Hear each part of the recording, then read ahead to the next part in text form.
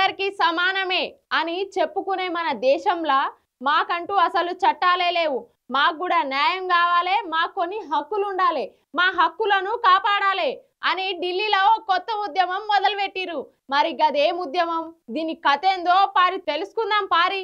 ఏడ వార్తలు చదివినా ఏడ న్యూస్ చూసినా గానీ మొగుళ్ళు పెళ్ళాలని చంపుడు, పెళ్ళాలు మొగుళ్ళు చంపుడు.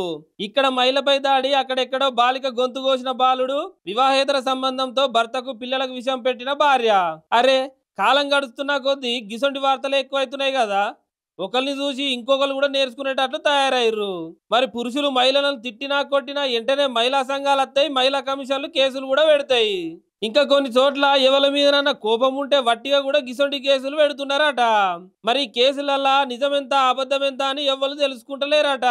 ఈ కేసులతోని బాగా మంది మొగోళ్ళు సూసైడ్ చేసుకొని చచ్చిపోతున్నారట. మరి ఇట్లా చచ్చిపోయేటోళ్ళను ఆపాలని, మగవాళ్ళని కాపాడాలని ఓ ఉద్యమాన్ని అయితే షురూ చేసిర్రు. ఆడవాళ్ళకైతే మహిళా సంఘాలు, మహిళా కమిషన్లు అయితే ఉన్నాయి గాని మరి మగవాళ్ళ మీద జరిగే గిసొంటి దాడులను ఆపనీకి మాకు ఓ కమిషన్ పెట్టాలని పురుష సత్యాగ్రహం అనే ఉద్యమాన్ని షురూ చేసిరట. మొదలైతే పెట్టినాం గాని ఈ ఉద్యమానికి ఎవరైనా వత్తరో రారో అనుకుంటే సేవ్ ఇండియా ఫ్యామిలీ అనే సంస్థ సపోర్ట్ తోని ఒక్కరోజే 1000 మంది బాధితులు వచ్చిరట. గిల్ల గమ్మతేందంటే దాదాపు 200 మంది దాకా మన తెలుగోళ్ళే ఉన్నారట. చూడుర్రి ఈ లెక్కన మన తెలుగు రాష్ట్రాలలో మస్తు క్రైమ్ అవుతుంది కదా.